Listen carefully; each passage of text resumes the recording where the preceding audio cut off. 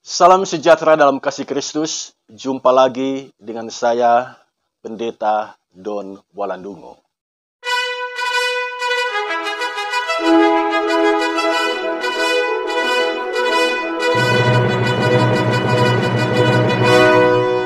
Jika kita berpuasa hanya untuk memenuhi tuntutan hukum agama, hanya untuk memenuhi peraturan gereja, puasa kita tidak berkenan di hadapan Tuhan. Mengapa?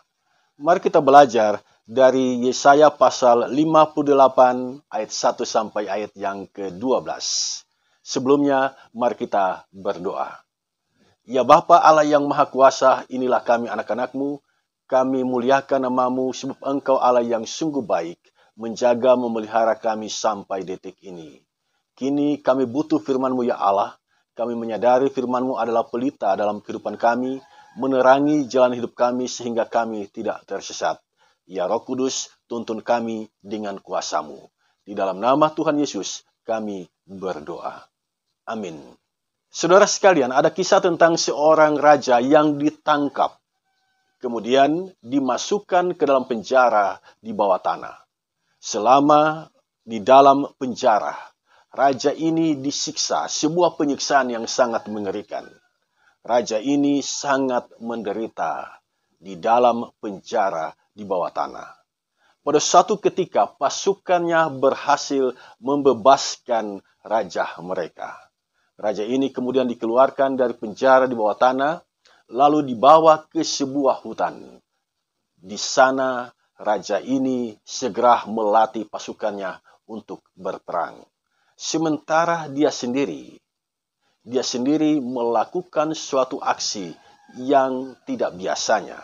Selama di dalam hutan, raja ini tidak mau memakan makanan yang lazim dihidangkan kepada seorang raja. Raja ini memilih berpuasa. Setiap hari dia hanya makan makanan seperti puasanya Daniel, makan sayur dan minum air putih. Sayur yang dimakan oleh raja ini adalah sayur pepaya, sayur yang pahit sekali. Nah, mengapa raja ini melakukan puasa ini? Ternyata motifnya adalah balas dendam. Setiap hari dia makan sayur ini, dia teringat penyiksaan yang terjadi di dalam penjara di bawah tanah. Jadi dia secara sadar dan sengaja berpuasa memakan sayur pepaya agar dia dapat mengingat setiap detail penyiksaan yang terjadi di dalam penjara di bawah tanah. Nah, dari sini jelas bagi kita, puasa yang dilakukan oleh raja ini motifnya adalah balas dendam dan tujuannya adalah untuk memuaskan keinginannya, memuaskan hasratnya itu. Nah, apakah puasa yang seperti ini berkenan di hadapan Tuhan?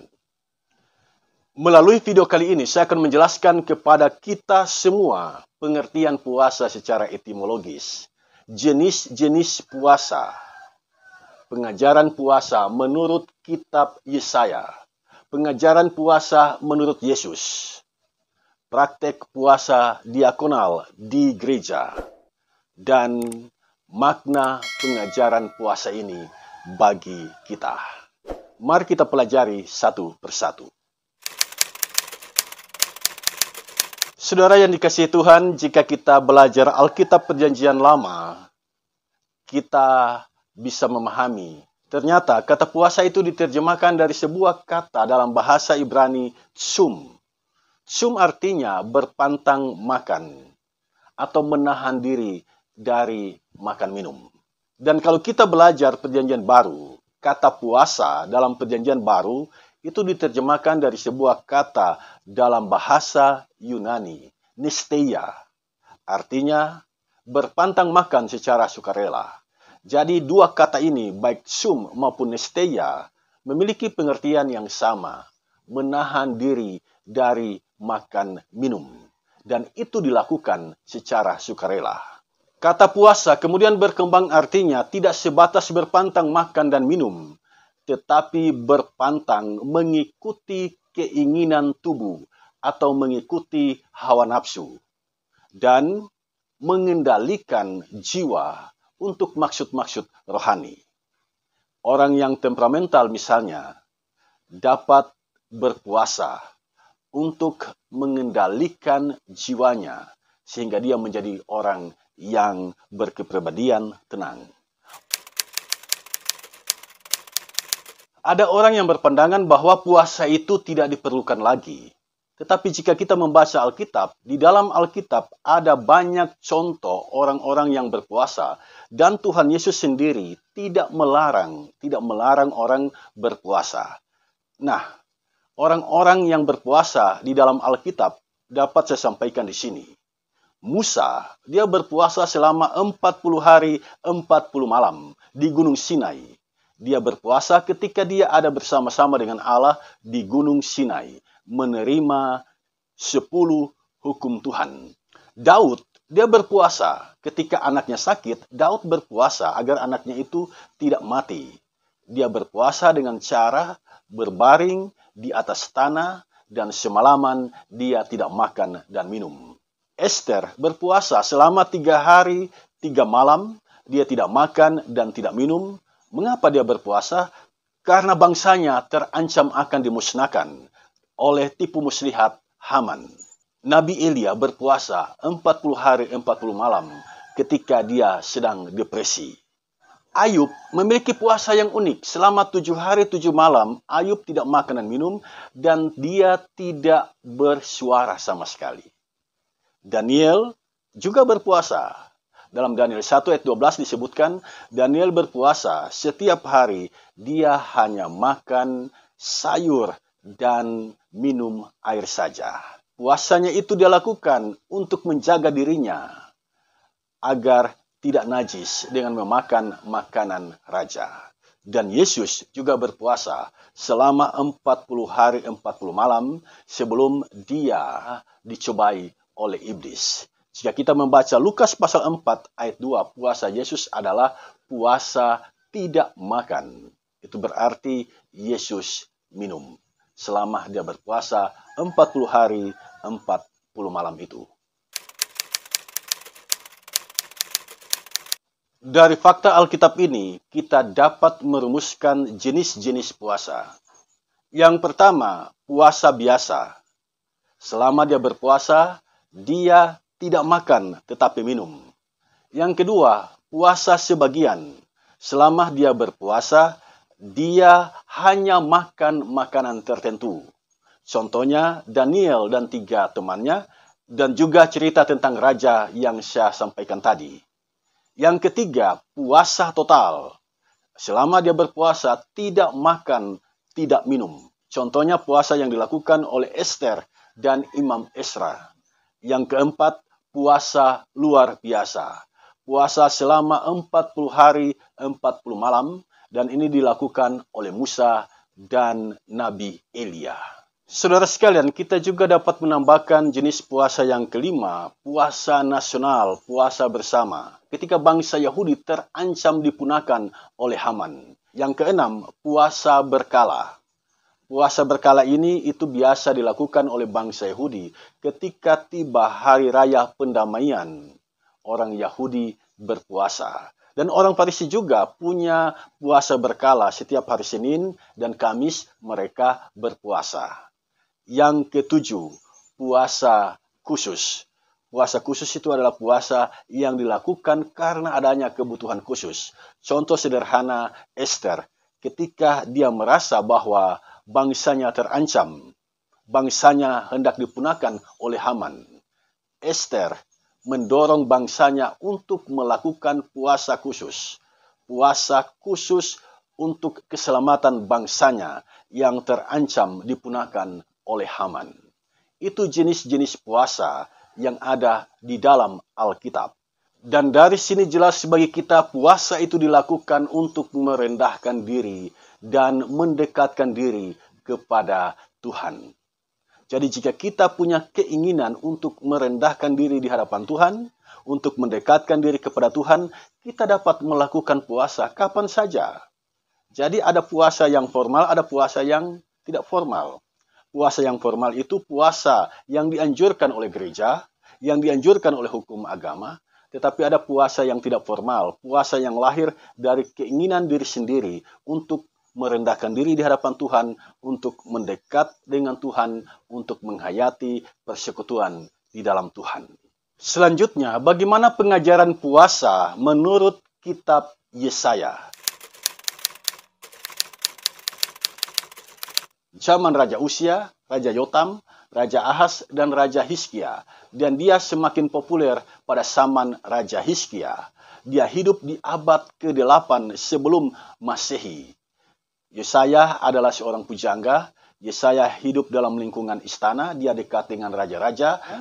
Yesaya artinya Tuhan adalah penyelamat. Jika kita membaca kitab Yesaya, maka kita akan tahu bahwa kitab Yesaya ini sesungguhnya terbagi dalam 3 pokok pikiran. Yang pertama, Yesaya pasal 1 sampai pasal 39 itu disebut proto Yesaya. Di dalam pasal 1 sampai pasal 39 ini berisi ancaman kerajaan Asyur yang akan menyerang kerajaan Yehuda dan nubuat tentang keselamatan yang bersumber dari Tuhan. Di dalam pasal ini juga kita bisa berjumpa dengan nubuat tentang Mesias, hukuman dan penyelamatan yang bersumber dari Tuhan. Yang kedua, pasal 40 sampai pasal 55, ini sering disebut Deutero Yesaya. Di dalam pasal-pasal ini kita membaca tentang pengharapan yang disampaikan oleh Nabi Yesaya bagi umat yang berada di tanah pembuangan Babel. Yang ketiga, pasal 56 sampai pasal 66. Ini disebut Trito Yesaya, disampaikan kepada umat yang baru saja kembali dari pembuangan di tanah Babel. Di dalam pasal-pasal ini kita membaca tentang jaminan pemenuhan janji Tuhan bagi umat yang baru saja kembali dari tanah pembuangan Babel. Dengan mengetahui pembagian kitab Yesaya ini, maka kita menjadi paham di mana posisi Yesaya pasal 58 yang menjadi bahan perenungan kita saat ini. Ternyata Yesaya pasal 58 itu adalah nubuat yang disampaikan oleh Nabi Yesaya bagi umat yang baru saja kembali dari tanah pembuangan Babel. Di sini Tuhan meminta kepada Yesaya agar menyaringkan suaranya seperti sangkakala. Artinya, Yesaya harus bersuara sekeras-kerasnya untuk mengingatkan dosa, pelanggaran bangsa Israel. Mengapa? Karena setelah umat kembali dari tanah pembuangan Babel, umat mengalami kemerosotan moral. Benar mereka mendekat kepada Allah, benar mereka selalu mencari Allah, tetapi iman mereka tidak kuat. Tidak kuat. Mereka gampang goyah, dan ini dapat kita lihat dalam bacaan kita saat ini. Mari kita lihat apa yang dikatakan oleh umat Allah di dalam Yesaya pasal 58 ayat yang ketiga. Di sini tertulis, umat menyampaikan ini. Mengapa kami berpuasa dan engkau tidak memperhatikannya juga? Mengapa kami merendahkan diri dan engkau tidak mengindahkannya juga?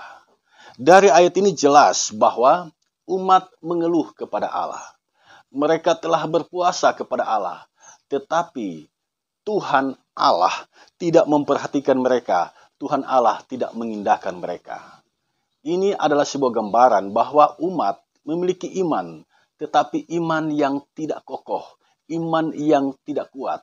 Buktinya ketika mereka berpuasa dan Tuhan seolah tidak memperhatikan mereka, mereka segera mengeluh.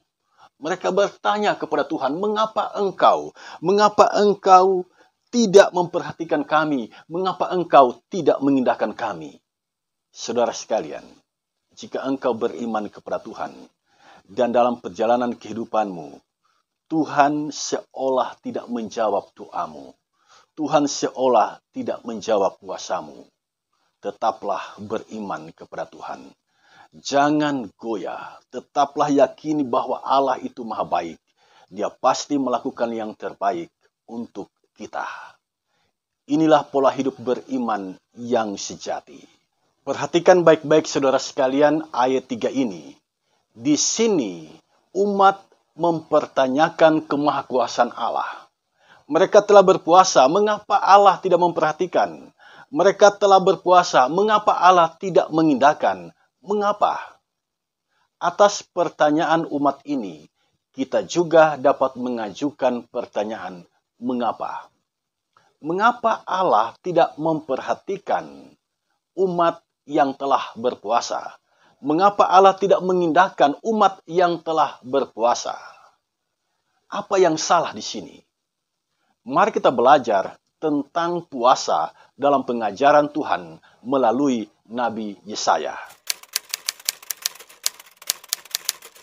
Mengapa Tuhan tidak menjawab puasa yang dilakukan oleh umat Allah? Perhatikan ayat yang ketiga. Ada dua hal yang Tuhan tidak sukai di situ. Yang pertama, pada waktu puasa, umat masih sibuk mengurus urusannya. Mereka sedang berpuasa, tetapi pikiran mereka tidak terkonsentrasi kepada Allah. Pikiran mereka masih dipenuhi dengan kesibukan mereka. Allah tidak berkenan puasa yang sedemikian itu. Puasa yang setengah hati, puasa yang tidak terkonsentrasi, puasa yang tidak sungguh-sungguh. Itu alasan yang disampaikan oleh Tuhan di sini. Mengapa dia menolak puasa yang dilakukan oleh umat Allah? Yang kedua, alasan yang disampaikan oleh Tuhan di sini adalah mereka masih mendesak-desak buruh mereka. Artinya, mereka berpuasa tetapi mereka dalam kenyataan hidup sehari-hari masih suka menindas, masih suka memeras orang yang bekerja pada mereka, yaitu buruh mereka. Ini yang tidak Tuhan sukai. Yang ketiga, perhatikan ayat 5. Di sini kita membaca Tuhan Allah tidak suka dengan puasa yang formal, puasa yang dilakukan hanya sekedar untuk memenuhi tuntutan hukum agama. Tuhan Allah tidak suka puasa yang seperti ini. Menentukan hari, merendahkan diri, menundukkan kepala, membentangkan karung, dan menaruh abu di atasnya, kemudian tidur di atasnya. Itu semua praktek puasa formal di Israel. Nah, kalau kita melakukan puasa hanya sekedar untuk memenuhi tuntutan hukum agama, hanya untuk memenuhi peraturan gereja, Tuhan Allah tidak berkenan puasa yang sedemikian itu. Lalu bagaimana puasa yang dikehendaki oleh Tuhan? Mari kita lihat ayat 6 dan ayat 7 bacaan kita. Dari ayat 6 sampai ayat yang ke-7 menjadi jelas bagi kita bagaimana puasa yang dikehendaki oleh Tuhan.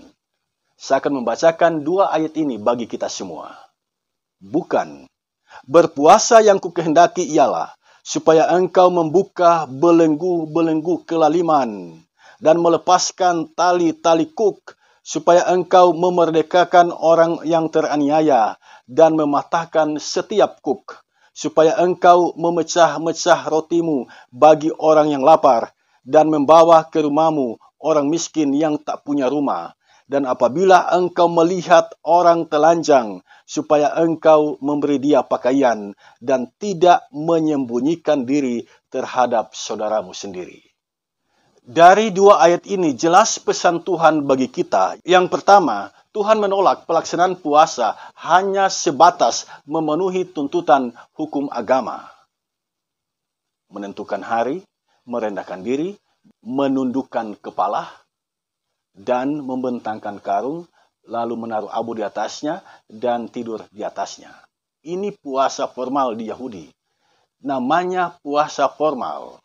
Tuhan tidak suka jika tidak diikuti dengan perilaku yang baik.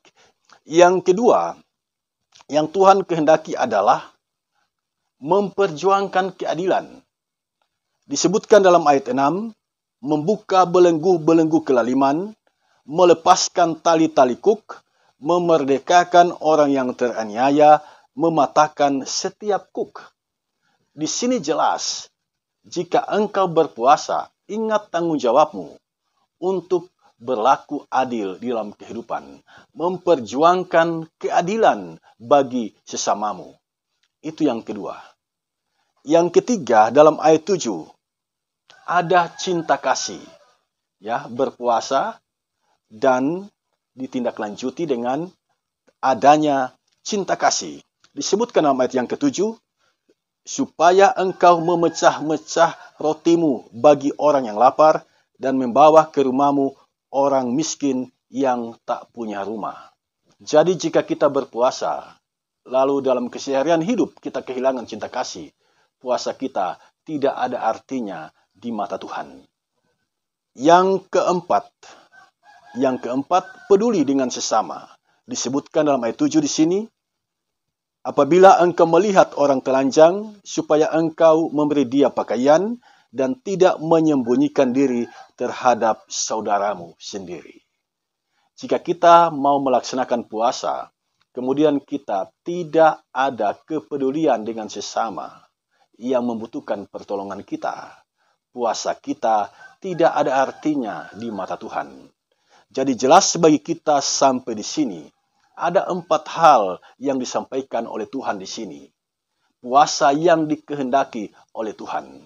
Jika ini kita lakukan, puasa kita berkenan di hadapan Tuhan. Sampai di sini jelas, puasa yang diajarkan Tuhan melalui Nabi Yesaya bukan sekedar berpantang makan dan minum, tetapi harus ditindaklanjuti dengan kesediaan bertobat, merendahkan diri di hadapan Allah yang ditandai dengan mewujudkan keadilan, cinta kasih, dan kepedulian terhadap sesama. Ternyata umat Allah sedang mengalami kemerosotan moral yang hebat. Umat Allah jatuh ke dalam penghayatan agama yang legalistik formalistik. Artinya, mereka menjalankan kehidupan keagamaan secara formalistik. Mereka menjalankan aturan agama. Mereka berpuasa, tetapi hati mereka jauh dari Allah. Jauh dari Allah, saudara sekalian. Dan itu dicatat oleh Yesaya dengan jelas dan tegas pada ayat yang keempat.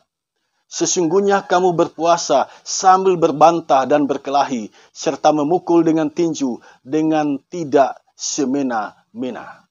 Bayangkan saudara sekalian, mereka sedang menjalankan puasa, sedang berpuasa, tetapi di saat yang sama mereka masih suka berbantah, mereka masih suka berkelahi, mereka memukul dengan tinju dengan tidak semena-mena. Wow, ini sesuatu yang aneh. Sedang berpuasa tetapi berbantah-bantah, bertengkar satu sama lain. Berpuasa tetapi berkelahi, bahkan menggunakan tinju, memukul. Ini pola hidup yang tidak benar di mata Tuhan. Itulah sebabnya Nabi Yesaya menyerukan pertobatan. Umat harus bertobat dari kehidupan keagamaan yang sedemikian ini. Umat harus bertobat dari praktek puasa yang sedemikian ini. Harus bertobat.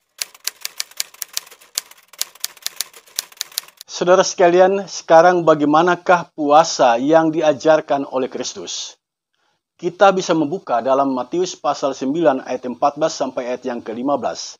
Ada murid-murid Yohanes yang menanyakan langsung tentang hal ini kepada Yesus. Kami berpuasa, orang Farisi berpuasa, tetapi mengapa murid-muridmu tidak berpuasa? Apa jawaban Yesus? Mereka tidak mungkin berpuasa karena mempelai laki-laki masih ada bersama-sama dengan mereka. Yesus mengatakan bahwa selama dirinya ada bersama dengan murid-muridnya tidak mungkin berpuasa. Jadi, kedekatan dengan Yesus, kebersamaan dengan Yesus tidak memungkinkan para murid untuk berpuasa. Di sini kita mendapatkan sebuah gambaran bahwa kehidupan bersama dengan Yesus adalah kehidupan tanpa kesedihan. Kehidupan bersama Yesus adalah kehidupan yang penuh dengan sukacita. Karena itu murid-muridnya tidak berpuasa. Tetapi Yesus mengatakan akan tiba waktunya di mana mempelai laki-laki itu akan pergi meninggalkan mereka. pada saat itulah mereka akan berpuasa. Pada saat itulah mereka akan berpuasa kepada Tuhan, karena mereka ditinggal pergi oleh mempelai laki-laki. Ini hal pertama yang disampaikan oleh Yesus, yang diajarkan oleh Yesus. Selama dia dekat dengan murid-muridnya, murid-muridnya tidak berpuasa. Tetapi setelah dia pergi, murid-muridnya berpuasa. Ini menjadi catatan penting bagi kita. Jika kita merasa diri bahwa Tuhan seolah jauh dari kita, di saat itulah kita berpuasa kepada Tuhan. Pengajaran Yesus yang kedua dicatat dalam Matius pasal 6 ayat yang ke-16. Di sana Yesus mengatakan, jika engkau hendak berpuasa, perhatikan wajahmu, perhatikan mukamu. Janganlah mukamu muram seperti orang munafik, supaya orang tahu mereka sedang berpuasa. Jangan seperti itu. Jadi Yesus mengajarkan jika engkau berpuasa, upayakanlah jangan ada orang yang tahu bahwa engkau sedang berpuasa. Artinya, berpuasa itu bukan untuk dipamerkan, bukan untuk ditunjukkan kepada orang-orang bahwa engkau sedang berpuasa. Berpuasa itu adalah hubungan pribadi kita dengan Tuhan.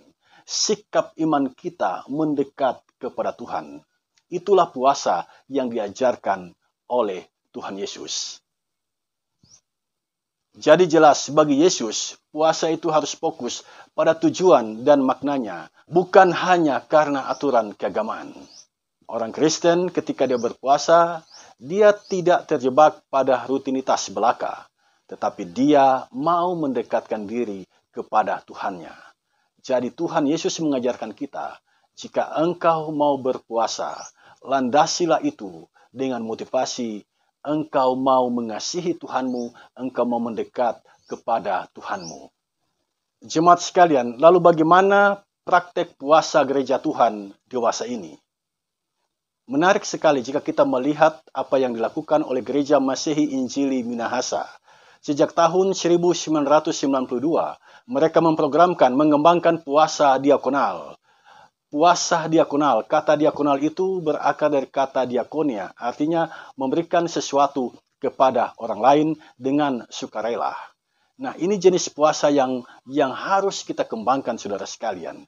Jadi ketika kita mencanangkan puasa diakonal yang biasanya dilakukan pada Minggu Sengsara, pada saat itu kita membangun tekad untuk berpantang makan. Dan biaya yang kita gunakan untuk makan minum, kita gunakan itu untuk diberikan kepada orang lain. Atau berpantang apa yang kita pakai. Apa yang kita pakai itu kita berikan untuk orang lain yang membutuhkan. Inilah puasa diakonal. Ini program yang bagus sekali.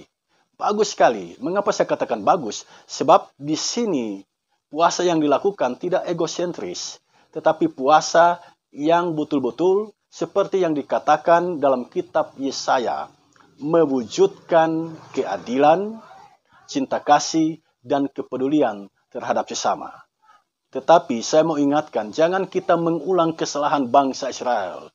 Mereka jatuh pada penghayatan agama yang legalistik, formalistik.